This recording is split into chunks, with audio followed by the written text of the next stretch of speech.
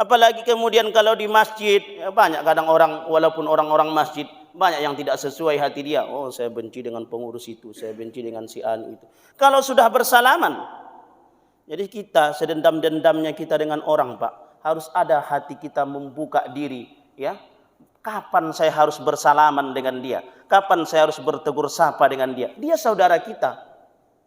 Bagaimana kita kemudian memaklumi kesalahan orang? Hari pertama kemudian mungkin bisa dongkol hati kita dengan sifat dan kelakuan dia. Tapi kita harus mencoba sekuat tenaga, ya. Bagaimana kita bisa menegur dia? Bismillahirrahmanirrahim. Assalamualaikum warahmatullahi wabarakatuh.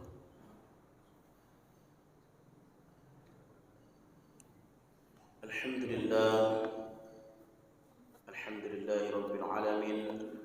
Wabihi nasta'inu ala umuri dunya waddin. Wahdahu wassalatu wassalamu ala rasulillahi jama'in. Asyhadu an la ilaha illallah wa asyhadu anna Muhammadan abduhu wa rasuluh. Allahumma salli wa sallim wa barik ala sayyidina Muhammad. Qala Allah ta'ala fil Qur'anil Karim, a'udzu billahi minasyaitonir rajim. Bismillahirrahmanirrahim.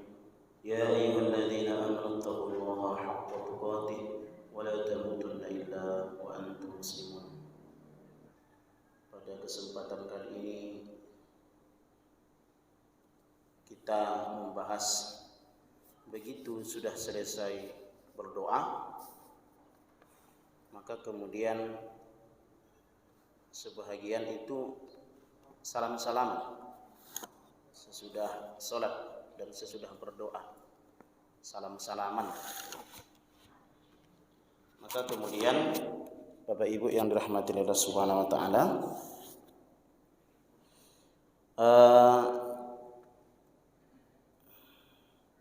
apakah ada tuntunannya kalau sudah selesai sholat atau kemudian ini selesai doa, ya, selesai berdoa kita salam-salaman, apakah kemudian doanya berjamaah atau kemudian sendirian? Bapak Ibu, pertama mari kita lihat dulu hadis Rasulullah sallallahu alaihi wasallam. Kita lihat hadis Rasulullah sallallahu alaihi wasallam dalam kitab, ya, Sunan At-Tirmizi, ini jilid yang ketiga. Hadis Rasulullah sallallahu alaihi wasallam yang ke 2727.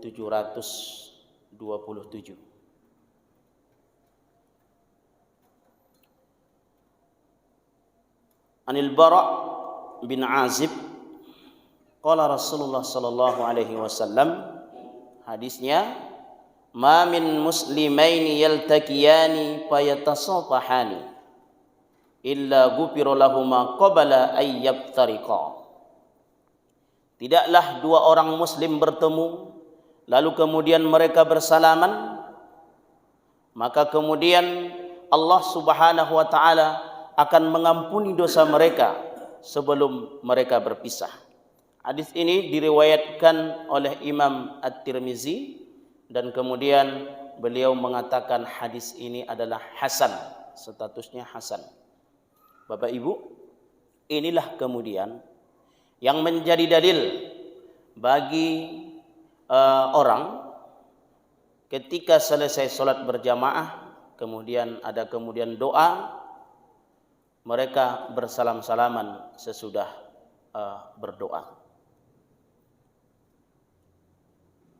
Hadis ini Bapak Ibu kalimatnya dalam bentuk umum,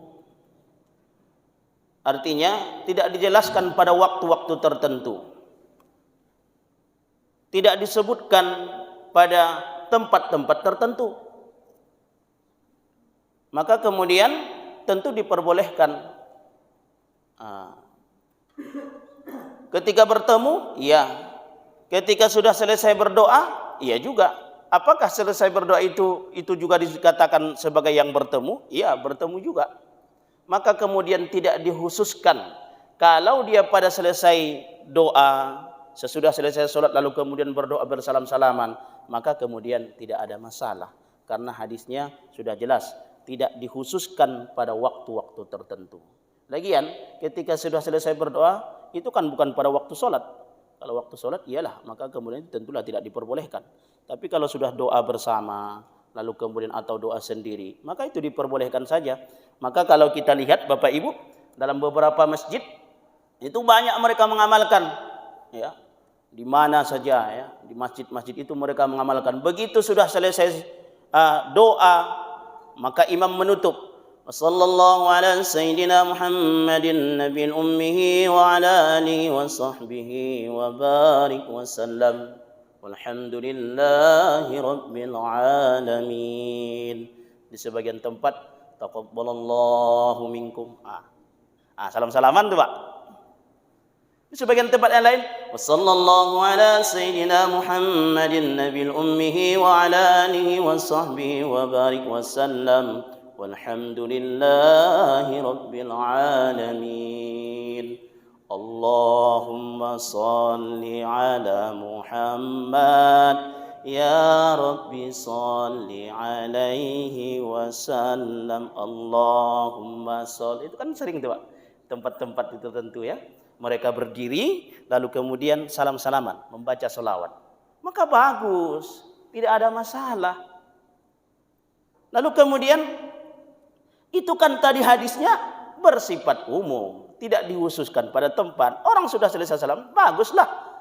Apalagi kemudian kalau di masjid, banyak kadang orang, walaupun orang-orang masjid, banyak yang tidak sesuai hati dia. Oh, saya benci dengan pengurus itu, saya benci dengan si anu itu. Kalau sudah bersalaman, jadi kita sedendam-dendamnya kita dengan orang Pak, harus ada hati kita membuka diri, ya. Kapan saya harus bersalaman dengan dia? Kapan saya harus bertegur sapa dengan dia? Dia saudara kita. Bagaimana kita kemudian memaklumi kesalahan orang? Hari pertama kemudian mungkin bisa dongkol hati kita dengan sifat dan kelakuan dia. Tapi kita harus mencoba sekuat tenaga, ya. Bagaimana kita bisa menegur dia?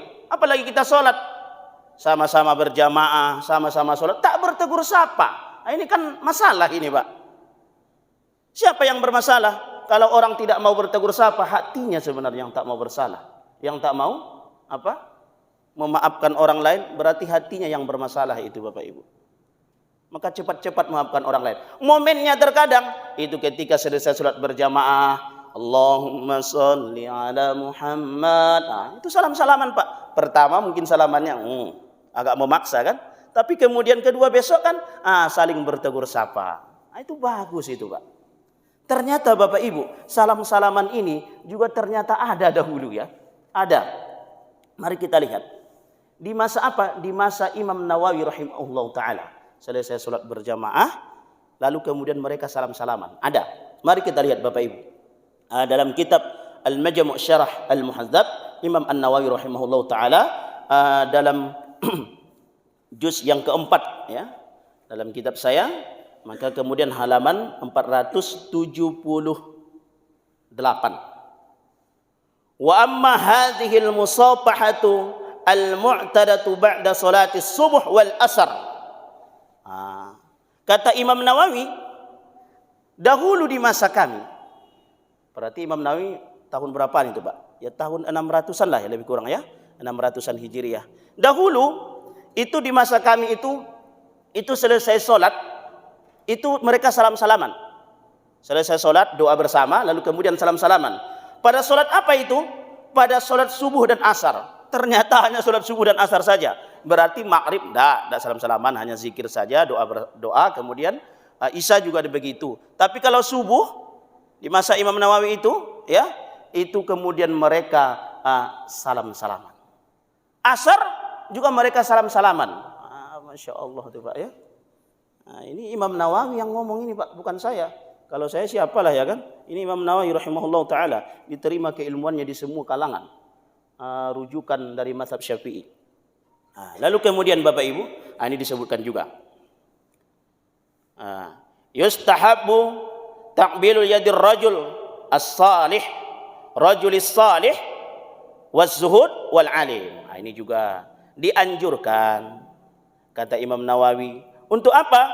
Untuk menyalam seseorang yang soleh. Menyalamnya, mencium tangannya, kemudian orang-orang yang zuhud dan orang-orang yang alim. Nah, itu juga ternyata dianjurkan untuk menyalam mereka. Nah, ternyata Bapak Ibu ada dalilnya ya. Alhamdulillah. Maka kemudian ini tidak menjadi masalah. Kalaupun ada orang yang mempermasalahkan salam-salaman ketika sudah berdoa, maka kemudian dia perlu membaca hadis Rasulullah sallallahu alaihi wasallam. Dia perlu membaca pendapat-pendapat ulama, qaul-qaul ulama, orang-orang soleh terdahulu.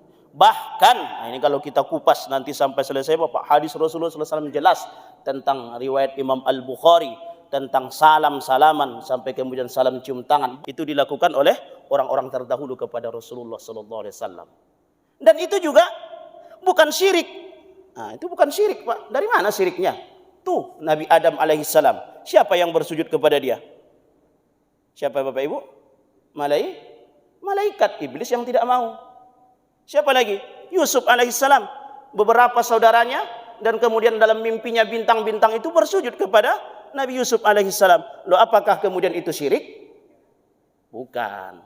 Karena sujudnya itu bukan sujud ingin menghambakan diri kepada seseorang, bukan, tapi ingin menghormati orang lain. Maka kemudian kita simpulkan Bapak Ibu ya, kita simpulkan hadis-hadis Rasulullah SAW tentang salaman cium tangan dan kemudian salaman sesudah sholat, ternyata itu juga telah diamalkan oleh para ulama-ulama terdahulu. Tadi telah kita sebutkan kitabnya. Bapak Ibu yang dirahmati Allah Subhanahu wa taala, mohon maaf atas segala kesalahan. Kita tutup dengan doa. Subhanakallahumma bihamdika asyhadu an la ilaha illa anta astaghfiruka wa atubu ilaik. Wassalamualaikum warahmatullahi wabarakatuh.